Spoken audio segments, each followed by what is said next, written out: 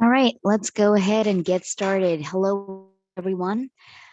Welcome to the third installment of the 2022 Surveillance, Treatment, and Well Testing Approaches for Safe Groundwater and Private Wells webinar series. Thank you so much for joining us. My name is Reem Tariq. I'm a senior project coordinator at the National Environmental Health Association. I'm also serving as the lead administrator for the Private Water Network, which is a NEHA sponsored resource.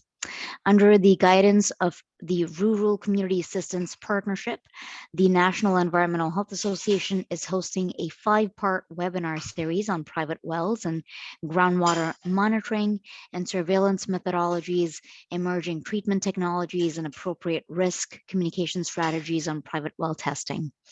This webinar series provides a much needed, easy to access information and training on domestic well water quality and safety at no cost to environmental health professionals. Before we get into the details of the webinar, there's just one thing that I'd like to address. Since the topic area of this webinar so closely relates to private wells, there is an important resource that I've alluded to in the introduction that I'd like to talk a little bit more about, and that's the Private Water Network. If you're not a member of the Private Water Network and are curious about learning what it has to offer, then I'd like to inform you that the network is a virtual community of public health professionals and safety workers that work with private drinking water systems. The network was launched by NEHA in partnership with CDC, as well as the national networks of public health institutes. The mission of the Private Water Network is to build a sustainable community for those working to support private water programs, to connect with their peers, to share experiences, insights, and resources, and to gain access to timely and relevant guidance for existing and emerging issues. It also helps to build capacity to do the work more effectively and efficiently in order to protect the public's health from contaminants in private water sources. Membership to the network offers access to a virtual community platform that offers features such as a discussion forum, a resources library, an events calendar, and a member directory. This is a free resource to anyone who would like to join. Now, on to our webinar for today. The title for today's discussion is Private Water System Protection and Treatment. In this presentation, we have 3 speakers who will talk about private water systems and how to assure a safe drinking water supply. Topics within this presentation will include maintaining systems, testing on a regular basis, and choosing the proper treatment when necessary. Today, we've got 3 speakers. Our first speaker is Susan Bozer, who is a water resource educator with Penn State Extension based in Beaver County, Pennsylvania. She's a graduate of West Virginia University, where she earned her Bachelor of Science in Agriculture with a major in environmental protection. Susan interacts with clientele throughout Western Pennsylvania via educational programs focusing on areas of private water supply education, pond management, stormwater, youth water education, and pesticide education. She works with the Extension Water Resources team to create educational products, including online courses for private water system owners and pesticide applicators. She's been involved in a team research project on safety of roadside springs and water quality in natural gas drilling areas. Susan edits Extension's online watershed when newsletter and reaches an audience of over 11,000 people and highlights Extension water team programs and projects throughout the state. She serves on multiple steering committees for Extension programs, including the Pennsylvania Groundwater Symposium and the award-winning Dive Deeper Water Educators Conference. Susan is also a member of the Penn State Water Council and a co-principal investigator on water testing and education grants with the Extension Water Team through RCAP and the Pennsylvania Department of Health. We also have Danielle Ria. Danielle is a statewide water resource educator for Penn State Extension based in Jefferson County. She provides educational programming and products related to private drinking water, pond management, agriculture and water, storm water management, and watershed protection and restoration. Daniel has a Master of Science degree from Duquesne University in Environmental Science and Management. Lastly, we've got Andy Yancha, who is also a water resources educator with Penn State Extension based in Cumberland County in Carlisle, Pennsylvania. He offers consultation and assistance to individuals with groups on surface and groundwater protection with an emphasis on private drinking water supply, testing and protection, and rural pond management. His experience includes developing educational products and outreach initiatives focused on water quality protection, as well as organizational support and planning assistance for locally led watershed restoration projects. With that, we'll just briefly talk about some housekeeping rules and then we'll get into our webinar. Please note that this session is being recorded. The recording will be uploaded onto the NEHA LMS once this entire webinar series has been concluded. We are hoping for sort of like lots of discussion during this webinar. So any questions that you have, please put them in our Q&A box. We highly encourage our participants to ask questions and share experiences. Like I mentioned, please use the Q&A box to drop your questions and we'll take the questions towards the end of the presentation. We'll also share any links to any resources that will be mentioned during the session, and I'll include those in the follow-up email, as well as add them to the NEHA LMS once this webinar series has been concluded. At the conclusion of the session, you'll be directed to a short evaluation session. Please take that survey because it does help us in planning for future webinars. And with that, I will turn it over to Andy. Andy, I'll stop sharing my screen. Thank you, Reem. You should be seeing my screen now. Let me go to presentation view, if it works. There we go. All right. Just let me know if something's not working here, sound-wise or image-wise. But otherwise, I'm going to plug ahead here. Welcome. Well, I should say thanks for having me and thanks for having us, Reem. Appreciate it very much. As you've heard, my name's Andy. I'm a water educator with Penn State Extension. My job here is to provide some background, and my apologies if some of the information I'm about to share is information you've heard before. I always like hearing things twice, so hopefully you'll feel the same if this covers some ground that you've already addressed with this webinar series. But I'm going to talk a little bit about what we mean when we say private water system and talk a little bit about what these systems looks like and who is using them. Now, we come from Pennsylvania, so we have sort of a Pennsylvania bias here, but we have tried to adapt sort of a general presentation that we give a lot around the state to an audience that's coming from other states in the country. So without more background, we'll get plugging away here. So like you've learned, we're with Penn State Extension, and we believe very strongly in providing education and programming assistance to everyone. We have a nice collection of educators and specialists spread throughout the state, with our specialists by and large based in State College, Pennsylvania, where Penn State's main campus is located. Our organization, this is Extension now, is divided into, I think we call them divisions. You can see them up here. And we are located in the Agronomy and Natural Resources division of Extension, but we do work with colleagues in all of these divisions. It's one of the neat things about being part of an extension system is it's always changing every day. We're working with people who are doing all kinds of things and working with all kinds of audiences. So the three topics we're going to cover today, I already talked about the first one, private water supply basics. That'll be me. And then Danielle's going to take over and talk about really source water protection, if you've heard that term, but protecting your water supply if you're a private well owner or private water system owner or manager. And then Susan's going to wrap up with information about water testing and treatment options. So what is a private water supply?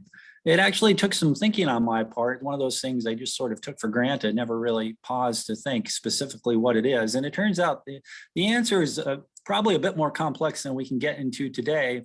but for the purpose of this talk, I think I can summarize it pretty well. A private water supply is a water supply that generally will serve a single household or maybe just a few households. There are, at least in Pennsylvania, and I think this holds true for the country, three major types. And really of these, the first one is by far the most common. So the three types are water well, that's the most common. And then believe it or not, a spring house, people who utilize springs for their primary water source, still fairly common. And then a cistern, which is another type of private water supply. So let's just look at these a little bit closer here. What exactly is a water well? And apologies, for those of you who maybe work in this field already. But a water well simply is a hole. It's a hole in the ground that extends deep enough that it penetrates the water table at least part of the year. So it can provide a usable amount of water.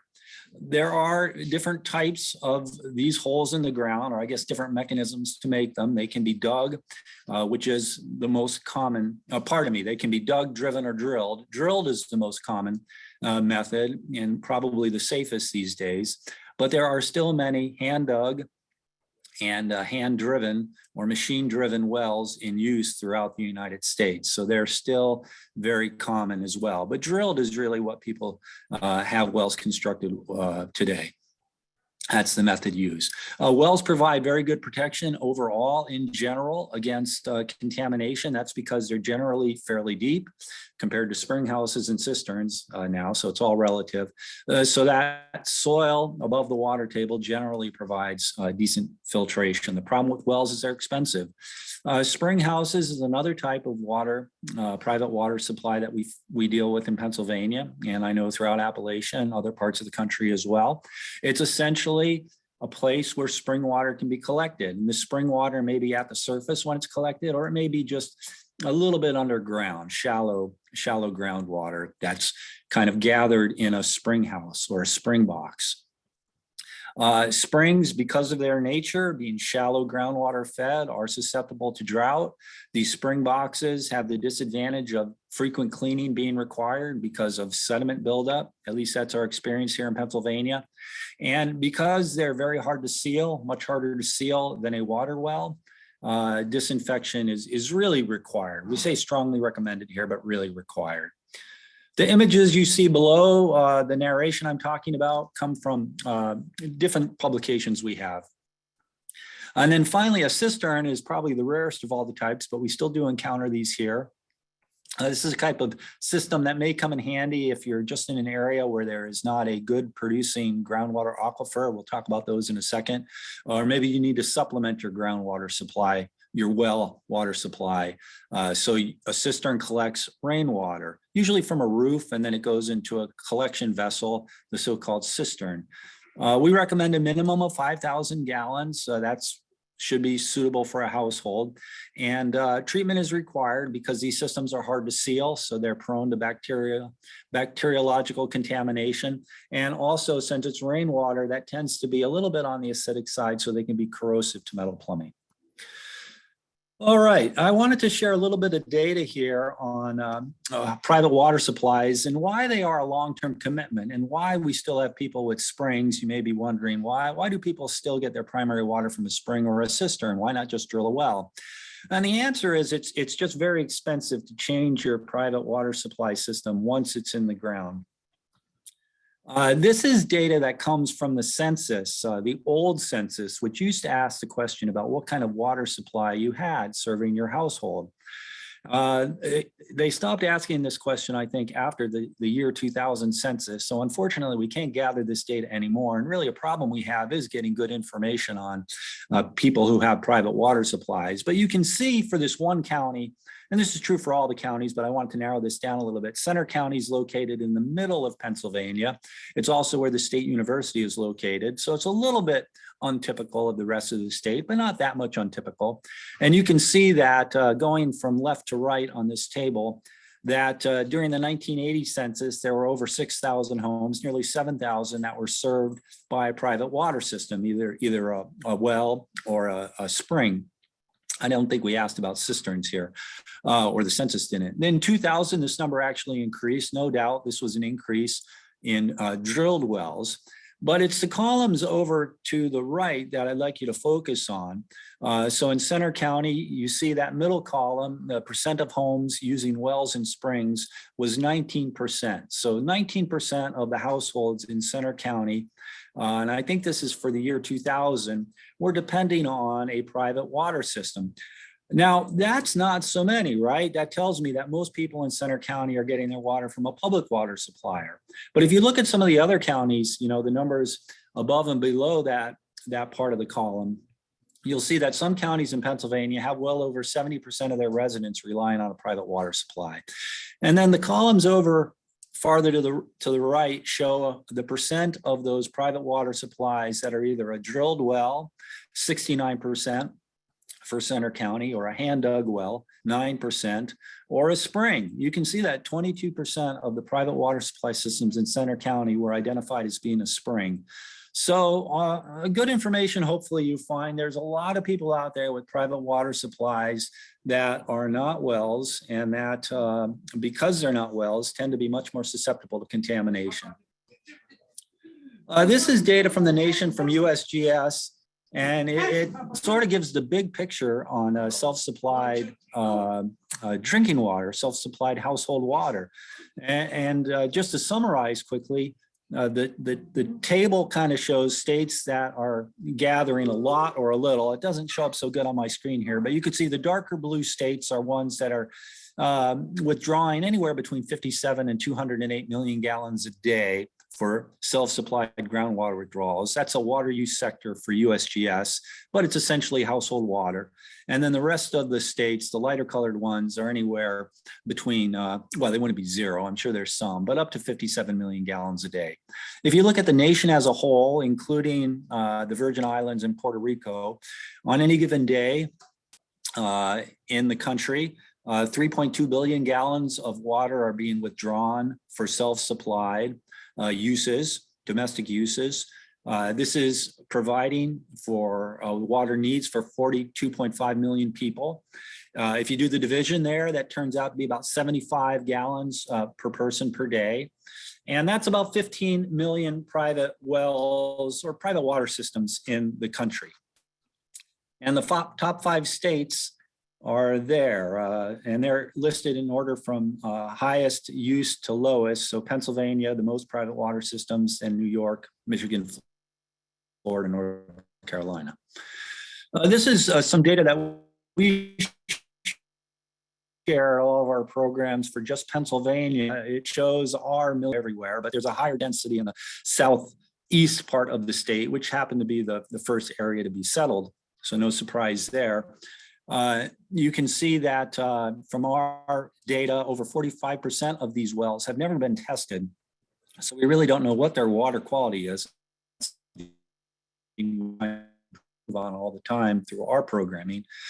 We didn't want to talk a lot about water use rights, but in Pennsylvania, like much of the East, I think it's different out West, but people have no particular ownership rights to their groundwater in Pennsylvania. So if your neighbor comes in and puts in a bigger well that hinders your well's yield, you may have a small case to make. In general, the bigger pump will win in Pennsylvania. And about Pennsylvania, that is very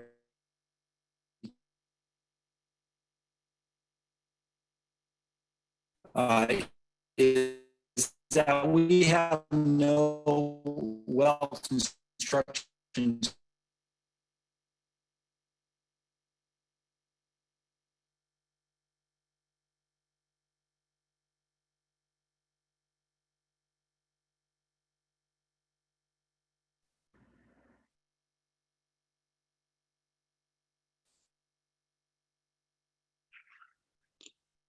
I think we might have lost Andy.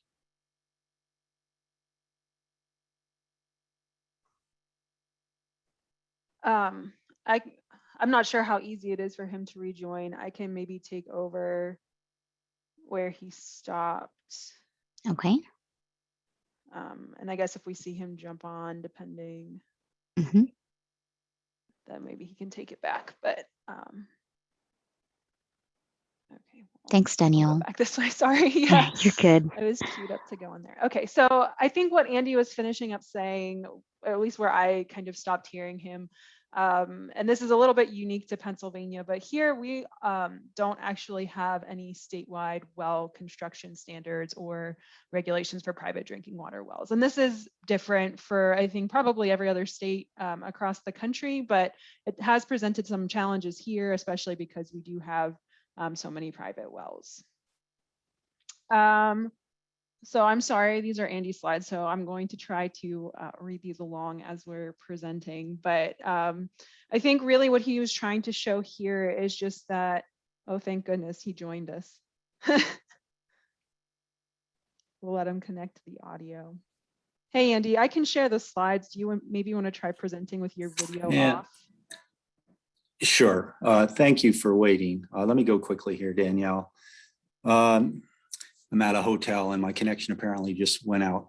So national trends here, water use has basically been declining in the USA, domestic water use, I should say, actually overall.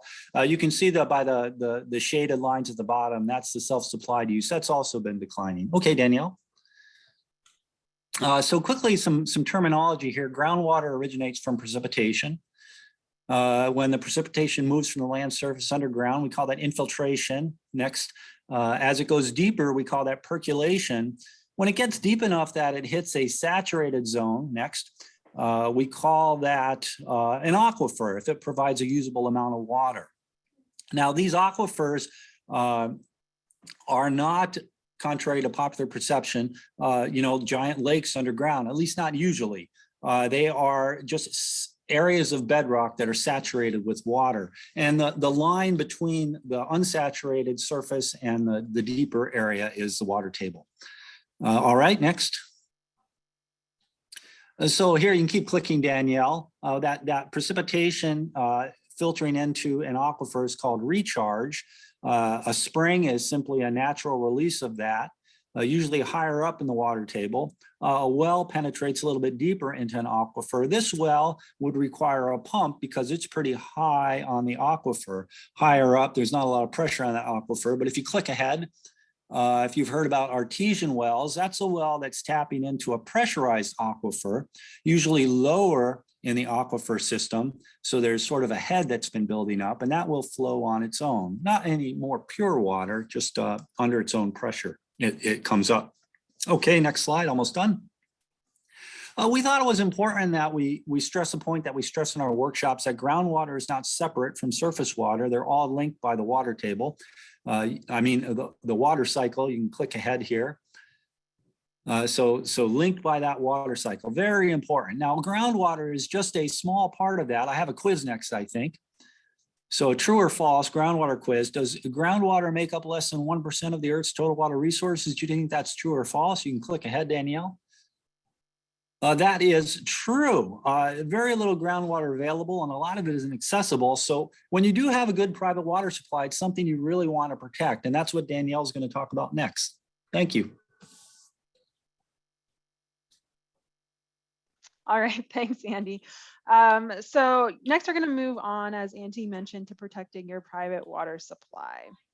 And before I really wanted to talk about protecting private water supplies, I did want to mention, of course, that geology also affects groundwater chemistry.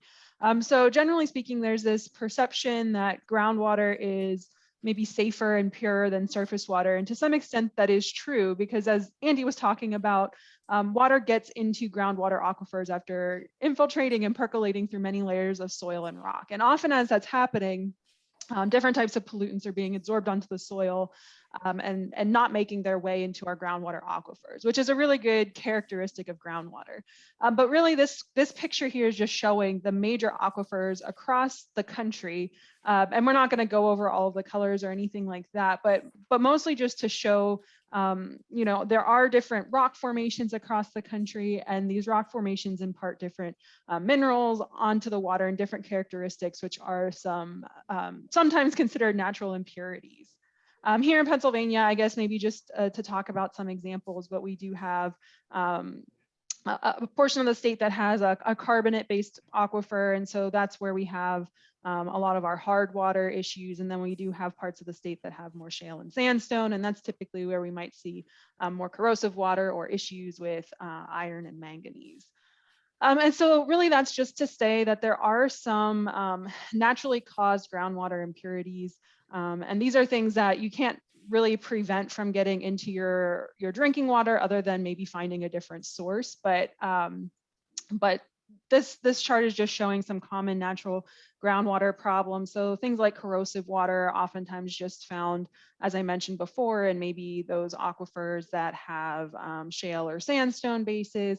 Corrosive water itself isn't typically of concern, but can cause issues with lead and metals basically being dissolved from plumbing. Hard water is another common problem, and this is basically just linked to scale formation. So the buildup of the calcium and magnesium minerals on our pipes and leaving sort of that film on our dishes and things like that.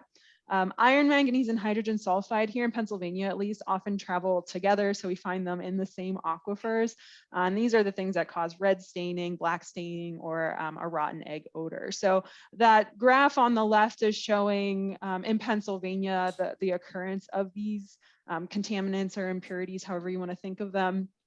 So corrosive water, we see that in about 50% of our water supply. Sort of opposite to that is hard water. So we see that in about 45% of our water supplies. And then iron is also common, and we find that in about 20%.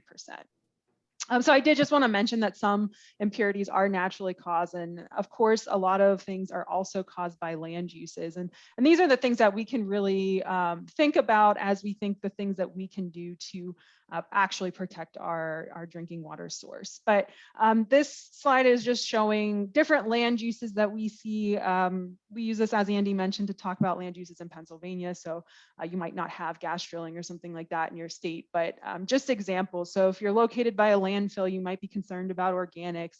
Wells in housing developments or rural housing plans oftentimes can be contaminated with bacteria, nitrate, sediment, yard chemicals, things associated with septic systems, increased development, so more basically earth moving activities and stormwater runoff, or whatever yard chemicals, herbicides, pesticides, fertilizers that people are putting on their lawns. Roads, of course, sodium and chloride, just getting off of our Pennsylvania winter, so lots of salt being applied to roads up here. Industry can impart organics, petroleum, agriculture, of course, bacteria, nitrate, pesticides. So really thinking about manure, fertilizers, pesticides being applied to the land. We have mining, an increase in metals and pH, and then of course, gas drilling, barium chloride, and dissolved solids. So the question we get asked probably most commonly in relationship to land uses and water quality is how far away can these activities affect a well or spring? And the absolute correct answer is that it depends on the geology of that aquifer and a lot of different things. And so if you have maybe a karst aquifer with lots of sinkholes, maybe something further away can affect you more easily than a different type of aquifer. But generally, when we think of these land uses, we think that the activities that are visible from our home are probably going to be of the greatest concern. And so when we think about how we can protect our water supply, one of the best steps is to locate it in a place that's not going to be affected by surrounding land uses. And this is one of those things that's sort of easier said than done, especially if you already have your well in place. And if that's the case, I really just can ask for you to think of it as a way to kind of assess your risk. And so proper well location is really thinking about locating it far away and uphill from things that you don't want to see in your drinking water glass. So upslope and away from potential sources of contamination. When it comes to septic drain fields, we want to keep it at least 100 feet away. I'm sure there's different states that have maybe more stringent regulations, but that's just some sort of general guidance. And of course, you want to keep it away from runoff, roads, neighbors' wells, and property lines as well. And the property lines is something I think a lot of people maybe don't think about, but really that's there just because you can't really control what somebody else is doing on their property. So from the aspect of, preventing certain things from happening close by your well, the best way to do that is to have control over that area. So that's why you want to maybe keep it away from property lines if possible. So we like to show this picture just to sort of lighten the mood, but unfortunately we can't protect our drinking water supplies using a cute guard dog because most of our concern with contaminants has to do with stormwater carrying things from the land and then being carried down into our wells. So instead, we really just recommend establishing a 100-foot radius wellhead protection area. And this 100-foot is basically just a general rule of thumb, kind of a good guidance to preventing things from getting into your drinking water. This is sort of what we consider our primary recharge area for our drinking water wells. Understanding that, of course, the further away you keep polluting activities, the more protection you're going to get, and the closer you get, sort of the less protection that you get. But this is the area that, if you're applying chemicals or if you're applying manure or what have you, and runoff is carrying it to your wellhead and you don't have a really good seal, then it's going to be more likely to impact that. So we just recommend keeping anything you don't want to see in your drinking water glass at least 100 feet away from your well. So in addition to proper well location, well construction has a great deal of influence on preventing contaminants from getting into our drinking water aquifers. And so if we think about wells and we think about some of those diagrams that Andy showed, a well is basically a hole that's drilled down into the ground, down into our aquifers. And sometimes they're, 100 feet or more below our feet. And so when we think about water filtering through layers of soil, as I mentioned before, a lot of impurities can get filtered out. But when we drill that well, in a way, we're drilling sort of a superhighway from the surface down into the ground. And so if that water short circuits that filtration, now we have those surface land use activity pollutants kind of getting directly into our drinking water. So well construction really has to deal with preventing this from happening. So really keeping that hole sealed off, preventing this from being sort of a vulnerable point in our landscape. And so one way we can do this is to ensure that our well casing extends above the ground. And so a good rule of thumb is just to extend the casing about a foot above the ground. And this is just to prevent surface water runoff from flowing along the surface of the ground and down into your well. So here in Pennsylvania, some of our older wells are located below the ground surface. I think this kind of dates back to technology before we had things like pitless adapters and keeping our plumbing lines below the frost level. But in reality, wells should not be located below the ground surface. Surface water contamination can also happen as casing degrades over time. Again, we don't want this to happen. And so this is just a picture showing kind of this casing. It's older, it has a hole in it, and water can and does look for sort of the easiest path and might just go directly into your well. Well caps are another way that you can protect your private water supply. So most often, especially here in Pennsylvania, when wells are drilled and installed, they are fitted with a standard well cap. And this is a loose fitting metal cap that's bolted onto the top of the casing. And when you look at this picture, the picture on the left, you don't really look at that and say, oh, there's a whole bunch of space where things can get into the well. But in fact, we know that this is true. We know that these are loose fitting caps and there is airspace between the cap and casing. Here in Pennsylvania, this is basically our standard. So kind of just goes with the name. We find it on about 84% of wells. And really what the problem is that space allows for invaders. And this can be bugs, this can be mice. We have pictures that people have sent us of snakes living in their well.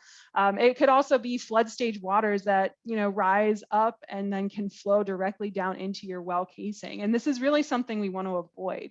So you can imagine if mice and snakes and insects are living in your well, they're probably relieving themselves in your well directly down into the borehole, and you're pumping that out and drinking it. And so that's something we would definitely want to avoid. And so the way to do that is to use a sanitary or vermin-proof well cap. And so this is a picture of that cap. It's not attached to a well, so you can sort of see the components a little bit better. But this cap is multiple pieces. So you have basically a top and a bottom, and between that is a rubber gasket. So you can tighten this onto your well casing and get a really good watertight seal. And of course, if water can't get in, insects can't get in, mice can't get in. And so that's really the best way to prevent that type of contamination from happening. Here in Pennsylvania, these aren't common because they're not required. So we only find them in about 16% of our wells. They are a pretty simple, easy change that well owners can make. It's something we talk to a lot of well owners about. You can actually purchase these caps online anymore with online shopping. You can buy just about anything, and that's true with well caps as well. If you're handy, you could probably install it yourself, but most well drillers are also able to install these. Well grouting is another really good well construction element for preventing surface water contamination from getting down into our groundwater aquifers. Again, here in Pennsylvania, it's not required. It might be required in your state, but we don't see this often commonly done in areas where it's not required, just because it makes the process more expensive. But water generally likes to take the path of least resistance. And what that really means is the bigger the space, the faster it can flow. And so when we think about drilling our wells, we drill a hole and we place casing inside, and we know that there's going to be space between that casing and the surrounding soil. And that space is much larger than the pore spaces within our soil. And so if we have runoff or even shallowly flowing groundwater, if it reaches that space, it's really just going to, shoot down to the aquifer as fast as possible. So we really want to fill this space in. The best way to do this is with well grouting, and the recommended best way to do this would be to pump that in with a TREMI or TREMI pump, and that would be pumping that grout material from the bottom up. So you're getting a really good seal from the casing to the soil throughout that entire column of that casing. So as you probably gather, where there's no requirements for well construction, you can get a lot of different looking wells. And so across the state, we see, a variance of what these wells look like. We see wells that are missing caps. So we have one here with a coffee can, one with a cinder block. That cinder block well, actually has a piece of plywood sort of around it because the ground is kind of caving in around that well. We also see people that are maybe extra nervous about keeping their well safe and kind of go over and above and beyond trying to protect their well and keep surface water out of it. But we also do have some well-installed wells. We have these wells that do extend above the ground and have sanitary well caps, and it just kind of depends on the individual and how much they've looked into proper well construction. So to summarize, there's really five elements of proper well construction that we recommend for preventing this surface contamination as best as possible. So again, first, we want that casing to extend above the ground to prevent surface water from just flowing directly into the top of our well. We also want our casing to extend to the bedrock. I didn't mention this before, but sometimes we see wells that are maybe 50 or 70 feet deep, but then the casing only extends 5 or 10 feet below the surface of the ground. And this is, again, not desirable because that water that's flowing subsurface could short circuit and get into our well before we want it to. So that is why we want the casing to extend the entire way to the bedrock. Third element, we need a grout seal, and that just fills in the space between the casing and the surrounding soil. We want the ground to slope away from our well. I didn't really mention this exclusively before, but we don't want our wells sort of located in a depressed area that collects stormwater runoff. We want any runoff to flow away from our well casing if possible. And then fifth, of course, our sanitary well caps do a good job of keeping living critters and flood stage waters out of our wells. So how effective are these well construction elements on preventing contamination? And this graph is looking specifically at bacteria, because bacteria isn't something that generally thrives in groundwater aquifers unless it's being introduced from a surface activity. And so here on the screen, we see basically the percentage of wells that are contaminated by either coliform bacteria or E. coli bacteria related to the number of well construction features that they have. So to the far left, these are wells that have none of these features. And this isn't very many wells. So this is 3% of the wells that were surveyed. So a pretty small subset, but of these wells, over 50% had coliform bacteria, which I think Susan will probably talk a bit more about later, but this is basically a bacteria that exists on surfaces and surface waters, and again, typically isn't found in groundwater aquifers. E. coli bacteria comes from basically the gut bacteria of warm-blooded animals, so also not common. But you can see the more construction features that we have, the instances of bacteria goes down, which it just really goes to show that proper well construction is important. Something else you can do as a well owner is look for a well completion report, or what we would call a well log. This provides a lot of information about the depth of the well, the rock layers it's been drilled through, if it's been drilled through multiple aquifers, as well as these construction features. So if you have a well and you don't know how it was constructed, the well log would be a good place to look. You can check with the well driller for a copy. They would probably have it. So if you know who your well driller is and you don't know where your well log is, you can try reaching out to them. If you don't know who the driller is, you can also check to see if your state has an online database. Pennsylvania has one that's run by our Department of Conservation and Natural Resources. I did some quick Googling the other day, and I found that a few other states have them as well. So that would be another place to look. It's also important to have your well inspected. Generally speaking, just you as a well owner, you should keep the area clear and protected from vehicles, protected from damage. You can just kind of, look at it periodically just to make sure you don't see anything out of sorts. But then every 10 years, it's recommended to have a professional inspection. Somebody that can send down one of those downhole cameras and look for maybe, leaks in the casing and other integrity issues. It's also a good idea to maintain your septic system. So just the nature of private water systems, they tend to exist in areas where public utilities don't exist. And so because of that, a lot of private water system owners also have on-lot wastewater systems. Here in Pennsylvania, when we've done surveys, we found that about a quarter of them have never been maintained or pumped, which means that they're probably releasing a decent amount of nitrogen and bacteria into our aquifers. And then we're probably just drinking those if our wells are located nearby. I quickly wanted to mention that land use can also affect water quantity, and this is probably variable across the state, but especially in areas that have a lot of compaction and paving, or areas that have homes with a well, but a public sewer. So if you think about that, we're withdrawing the water out of the well, but then when we flush the toilet, the water is being released somewhere else far away from the aquifer. And so that can end up removing water from the aquifer. And this is something we call groundwater mining, which doesn't really have much to do with water quality, but can cause quantity issues and just level issues, water level issues, which can be of concern for well owners too. So now I'm going to turn things over to Susan, and she's going to talk more about water testing parameters and treatment. All right, thank you, Danielle. You can go ahead to the next slide. So we're going to look at some of the most common things that people are testing their drinking water for.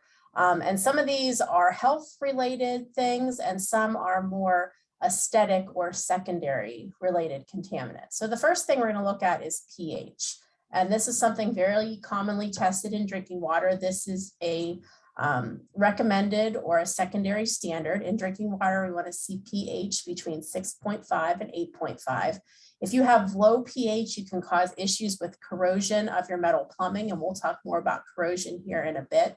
And a lot of times the pH is controlled by the bedrock where the groundwater originates from. So this is one of those things that tends to be pretty naturally occurring when it comes to our drinking water. And a way you can treat pH and kind of regulate it a little is an acid neutralizing filter or a soda ash injection system. Next slide. Something else that's very commonly tested for in drinking water is total dissolved solids, or TDS, which you may hear it referred to as. And this measures all of the dissolved ions in water. This also has a recommended standard of 500 milligrams per liter. And the result of what causes your number of total dissolved solids really depends on what that number is coming from. So for example, if you have water that's hard, it can also be reflected as a higher total dissolved solids number. It can also indicate impacts from various activities like mining or drilling or road salt or industry. So it's important to understand where your high TDS number is coming from. And this is something that you can monitor over time. So if you have a relatively stable TDS reading whenever you have your water tested, and then all of a sudden it's decreasing, or it starts increasing, or it spikes up suddenly, this can be indicative of possible contamination. And if you have really high levels of TDS, then you might have some taste issues and some staining issues with the water supply. And again, removal of TDS and reducing the level of it depends on the cause and what's causing that high TDS in your water. Okay, next. Something we see a lot of in Pennsylvania is water hardness. And this is the measure of calcium and magnesium in the water. And this is something that is harmless to us, but issues occur when you have those scale deposits forming when the water is heated. So you might notice buildup in your hot water tank, on your shower head, on your faucets, even when you boil water to make coffee or to boil water for spaghetti or for cooking. You will see these scaly deposits that form if you have a lot of this calcium and magnesium in your water. So this is another one. There's no drinking water standard, and it's not anything that will harm us, but some people really don't prefer hard water, and some people prefer that softer water. So if you would like to treat this, and sometimes people will just treat hardness on their hot water, since that's where it's going to have the most effect of that scale buildup. But what happens is just an ion exchange that you can control with a water softener. And I'll talk more about water softeners here in a little bit. Okay, next. So Danielle did mention coliform and E. coli bacteria, and these are things that can get into our water supply. And the issue with them is they can cause flu-like symptoms and gastrointestinal illnesses. So coliform bacteria are indicator organisms for surface water. So they're not something that we usually see in wells. So if you have coliform bacteria in your well water, this is an indicator that somehow there's a pathway for surface runoff to be getting into your well, or perhaps it's something like Danielle showed with critters and insects somehow getting up inside your well head, your well cap, and then causing positive bacteria there. And you can see in Pennsylvania, we have about 35% of our wells are above the statewide standard for coliform bacteria, and then another 15% for E. coli. And we want to see both of these as 0 in drinking water. Okay, next. A lot of times whenever you have your water tested for bacteria, it may just come back as a present or absent, and they don't give you an actual number. We recommend getting numbers to show how much bacteria is in your water supply. That way it helps you get a little bit better idea if this is something that might be coming from a surface water source, or a lot of times after you had well or work done on your well, any maintenance done, anytime you've had to take the well cap off, that can also present with some positive bacteria. And those tend to be lower numbers than if you have some other kind of source that's introducing that bacteria to your water supply. So again, it's important to get an actual number of bacteria, not just presence, absence. Some solutions to get rid of bacteria is to, again, look at what those sources of bacteria might be around your well or spring. Look at your construction. So again, those things that Danielle talked about as far as the sanitary well cap and the casing, extending above the surface, the ground sloping away, and also that inspection to make sure that the well casing isn't cracked or has holes in it. Those can be solutions to eliminate bacteria. And then there's some different treatment options for bacteria. You can boil your water at a full boil for a minute, shock chlorination and chlorination continuously, and also UV light, which I'll mention those here in a little bit more detail in a couple more slides. Other contaminants with health-based standards, and again, a lot of these are related to human activity or land uses that might be around your drinking water well. So there are some things that are more naturally occurring too. So arsenic is something naturally occurring. Lead is something that we'll talk about here in a minute, but that can come from corroded pipes. You may have volatile organic compounds. You might have pesticides, and there's no one single test to test for pesticides. You sort of have to know which pesticide you're looking for when talking about what might be getting into your water supply. And a lot of these other contaminants that are health-based standards, they have serious health effects, but they're not going to give you any obvious taste or smell or color changes as far as the water goes. So this is why testing your water is so important, because testing is the only way that a lot of these things are going to be recognized in your water supply. Okay, next. So let's talk a little bit more about lead. Lead, we hear about it as far as lead in water in the news a lot lately. And where it comes from, lead is really a common thing that we see in paint, in gasoline, in consumer products. It can be in the air. It can be traces of it in our food, in the soil. As far as water goes, usually where we see it coming into the water is from this corrosion of plumbing, from lead solder or pipe or fixtures. And if you have an older home and you have corrosive water, then that's kind of the perfect combination to maybe have some of this lead getting into your water supply. So since the 1980s, there's a lot more federal and state regulations to remove lead from plumbing that's sold in the United States. So if you have a newer home or you've replaced your plumbing fixtures or your pipes lately, they're not going to have those issues with lead. But if your home is older, then you might have to think about, is lead something to take a look at as far as it coming from your water supply. Okay, next. So this corrosive water, when we hear about corrosive water, this is water that's aggressive toward metal plumbing. So what happens over time, you have this corrosive water that's going to interact with your plumbing components and cause these metals to dissolve in the water. About 60% of private water supplies have corrosive water. So it's something that's very common. Cisterns, springs, and shallow wells are the most likely to have corrosive water. And again, corrosive water causes no direct health effects by drinking the water. So when we hear corrosive, we think of something that's going to, wear away our parts of our body and hurt us. But in this case, that's not it. The corrosivity that we're talking about is that it's aggressive towards the metal plumbing that might be in your home. There's another, oh, there you go. And this can be caused by again, the water quality or electrical current, which we call galvanic corrosion. And it can also be naturally occurring or due to land uses like mining. Okay, next.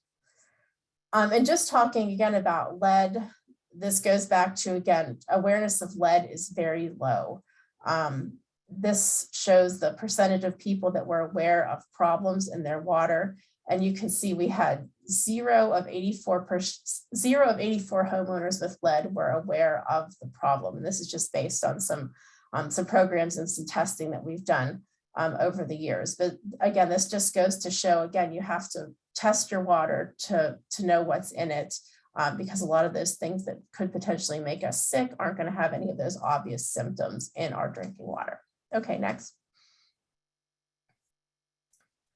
So a little bit more about reducing lead exposure. One of the best things you can do is run the water to flush the pipes. And this is especially important if the water has been sitting in the pipes overnight.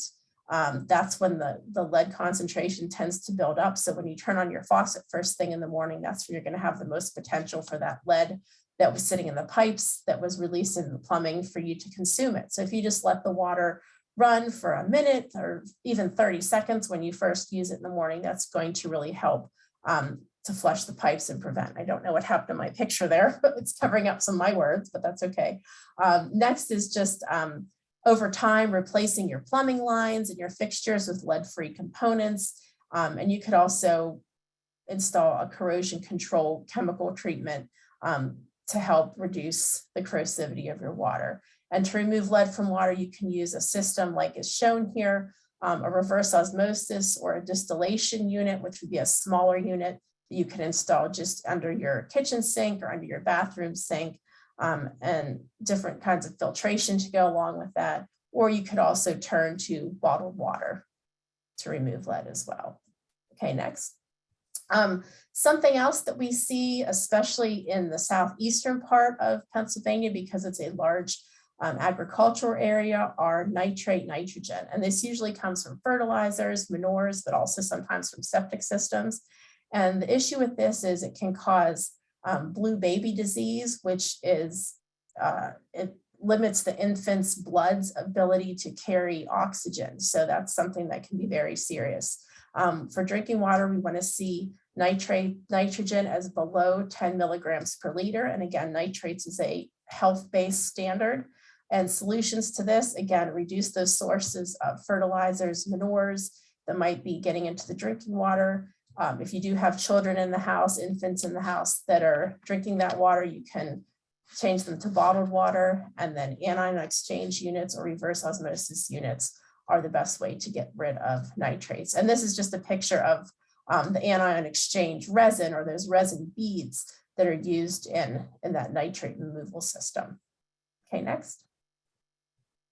So I keep saying test your water, and hopefully you can see now why it's so important, and why we want to test mainly is that many pollutants, again, especially ones that could make you ill, have no obvious symptoms. And many water supplies have never been properly tested. As Andy mentioned back at the beginning, we had 45% of water supplies have never been properly tested. And what we usually find is people don't regularly test their water unless they are having an issue, maybe with taste or smell, and then maybe that alerts them to get their drinking water tested. But it should be something that you are doing on a regular basis. So when you test, we ask that you use accredited laboratories where you live. Test before new activities for legal protection using chain of custody, and we'll talk more about chain of custody testing here in a minute.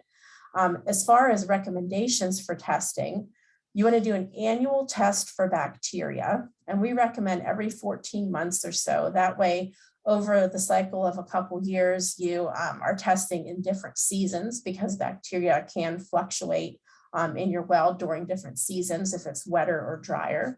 And then other things every 3 years for things like pH, total dissolved solids, and then any pollutants associated with those land use activities within site. So if you're in an agricultural area, then you may want to test for nitrates on a regular basis. If you know you have an older home and you might have some of those lead-based plumbing components, then you might want to test for lead on a regular basis. So those things that might be more specific to you, or things that you can add on to your array of testing when you do test your water. And then whenever you get your drinking water test results, you want to compare them to drinking water standards and see that they meet those standards. Okay, next.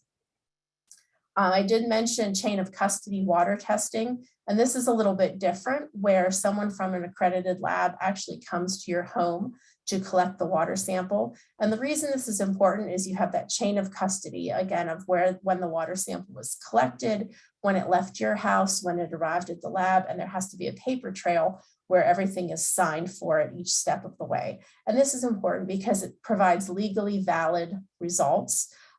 So again, if there's going to be a change in land use and you want to legally document water quality, then chain of custody water testing is the way to go. On our website, we have a list of labs in Pennsylvania that do chain of custody testing, but in your particular state, you could find labs that are available to do this for you as well. There is a slight additional cost, again, because you are getting someone from the lab to do the collection for you. But if this is something that you need, then it's worth it to pay that little bit extra. Okay, next.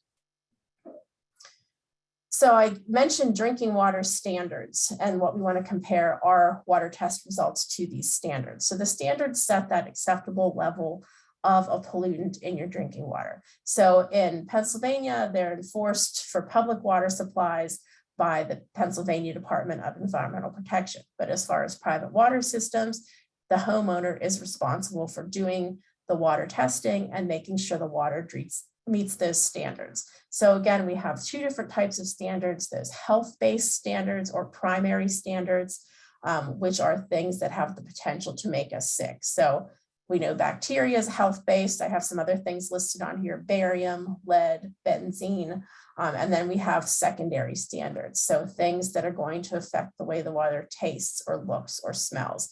So chloride, iron, these are our secondary standards. So all of our drinking water standards can be classified as either those primary, health-based, or secondary aesthetic.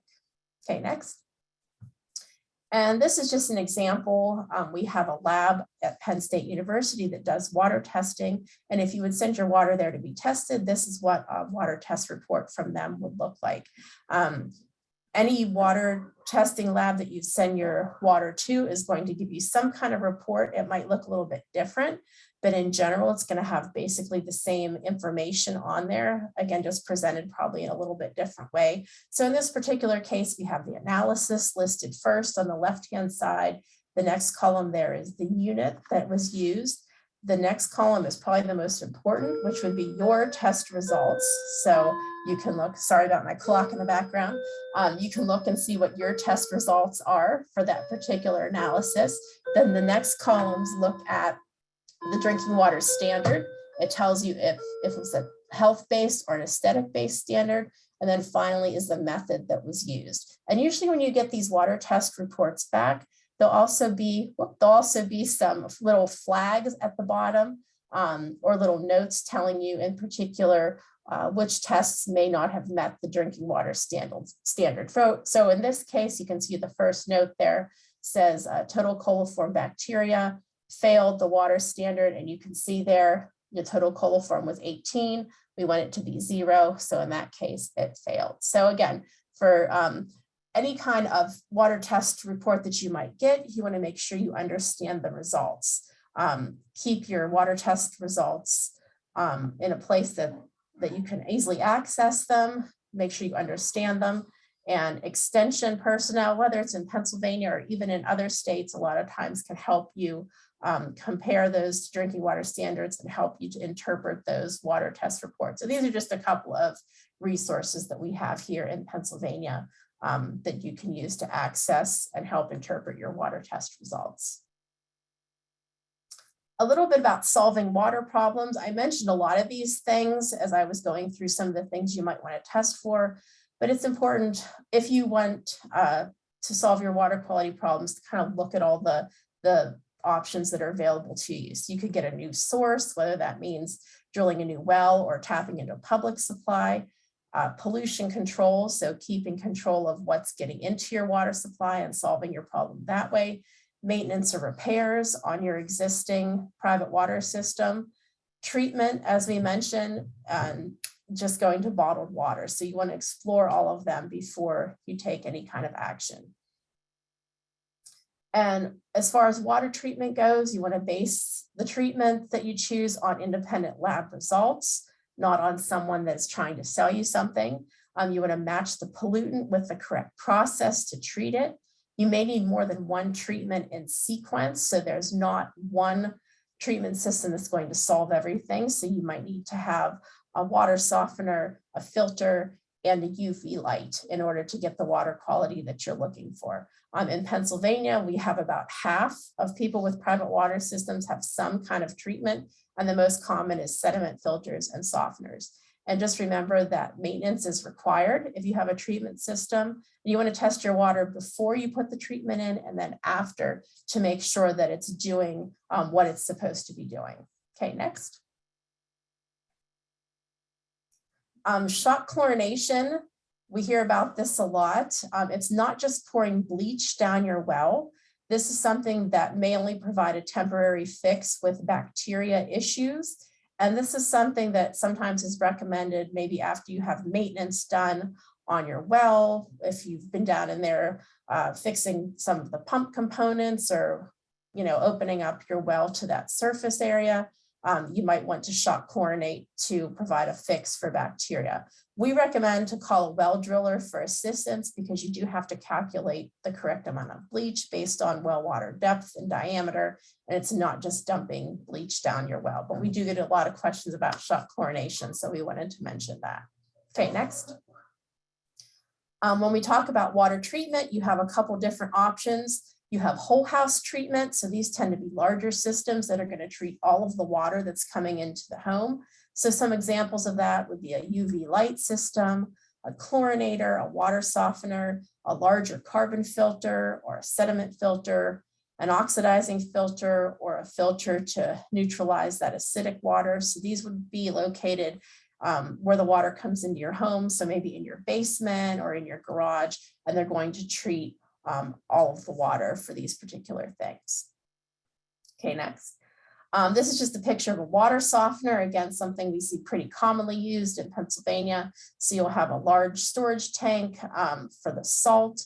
Then you'll have a resin bed, which the salt water coats that, and that's actually where the ion exchange takes place. And then there's also a sediment filter, which I think is just a little bit out of the picture, but another small blue canister that you might see as part of a water softener. Okay, next. And this is just kind of a quick example of what happens inside the water softener itself to treat the hard water. So your raw water with your calcium and magnesium comes in, it goes into that resin bed, and an ion exchange takes place. So the calcium and magnesium switches places with the sodium or potassium ion. And then that soft water, which is your treated water, now has sodium or potassium attached to it, which prevents the water from developing that scale that you would see in places where you might be heating your water. Okay, next. Carbon filtration, and carbon is something that again can be a whole house treatment, or you even can have small carbon filters like on refrigerators where you have a water dispenser, or they even have small filters you can attach to your faucet, or the pitchers that you use in your refrigerator are also carbon filters as well. And carbon filtration is good for reducing organic chemicals, miscellaneous taste that might be in your water, or radon gas. Carbon, though, is not used for removing bacteria. In fact, bacteria can grow in these carbon filters, so make sure that you're not using carbon filters to get rid of bacteria in your drinking water. That needs to be taken care of with a UV light or with chlorination. And remember that the used or the spent carbon must be regularly replaced and properly disposed of. Okay, next. This is just for corrosive water. We saw this little schematic before, but again, it's a pretty simple process where you're just using limestone chips or calcite to pass through, to let the water pass through to regulate the acidity of the water. Okay, next. We could also have oxidizing filters, and these are mainly used to treat iron, manganese, or hydrogen sulfide. Again, it's just another kind of canister that the water would pass through. They might use green sand or berm as the filter media, but what these do is oxidize a pollutant to a particle and then filter the particle from the water. Okay, next. So those were larger systems that might treat your whole house. We also have these point of use treatments, which again would only treat at one tap in your home. So I mentioned the carbon filter, which takes care of chlorine or organics. We have reverse osmosis filters, which again is highlighted in red here on the picture on the bottom. And then we have distillation units, which again are going to, thing with distillation units, you put a lot of water in to get a smaller amount of water out. So that's why they're better as point of use or smaller treatments. Okay, next. So whatever kind of water treatment devices you use, you want to buy them carefully. You want to treat any treatment device just like any large purchase that you might be considering for your home.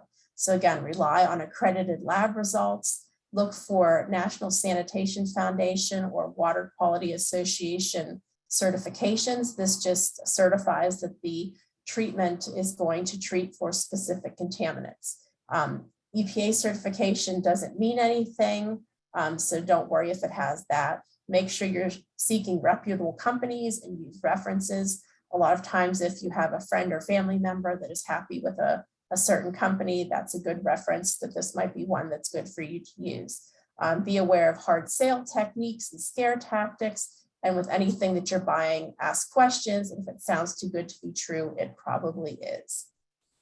So I will end there so that we have some, oh, that is the end, there you go.